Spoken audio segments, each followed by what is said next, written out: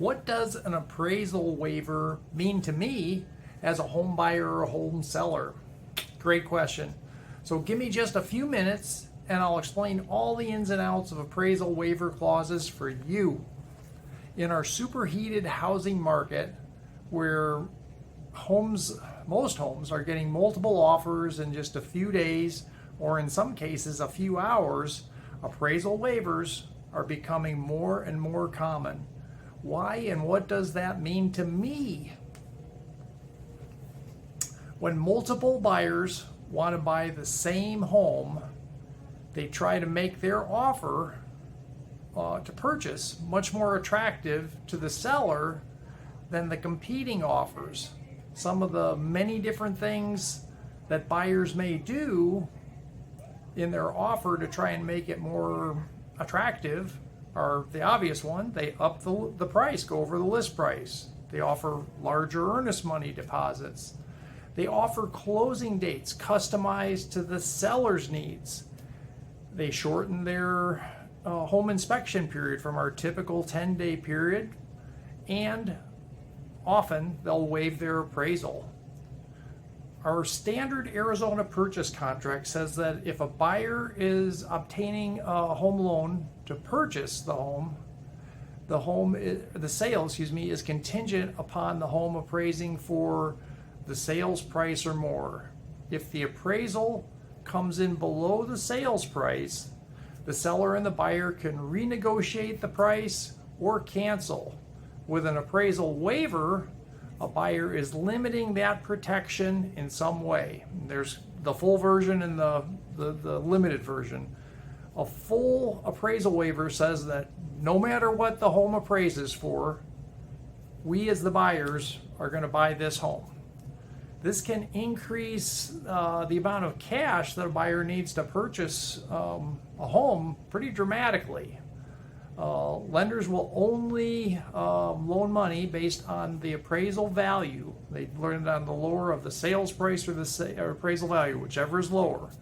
For example, if a buyer offers $400,000 on a home with 10% down payment on conventional financing, pretty typical, they're planning to have a down payment of $40,000, 10% of that $400,000.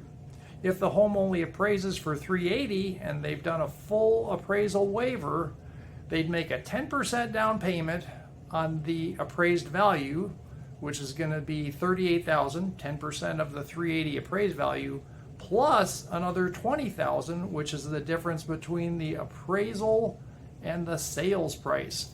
So the cash investment goes from the $40,000 the buyer had planned on to $58,000. This can be a big problem for some folks. Obviously, a partial appraisal waiver limits the risk, usually by a set amount. For example, a buyer could offer to pay up to $10,000 over the appraised value, and that's limiting their risk. That way, the appraisal waiver is limited to a maximum of the $10,000 waiver plus the buyer's planned down payment, so they know their worst case scenario right up front. As a seller now, the other side, sorting through multiple offers, which is pretty typical in our market, the appraisal waiver can be extremely attractive. We have many buyers offering well over the list price and well above what a home is likely to appraise for. If there's no appraisal waiver in that kind of offer, there's a good chance that the appraisal will limit the sales price the buyer pays, because the appraisal will come in lower and the buyer will say, well, I have to renegotiate. A seller who has the luxury of multiple offers over the listed price would probably do best with a combination of an offer over the listed price and an appraisal waiver, so that the buyer is more certain to pay the agreed upon price.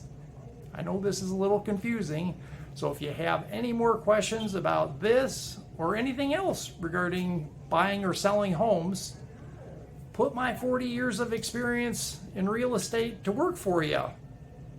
You just give me a call or text at 602-430-5755. Thanks for watching.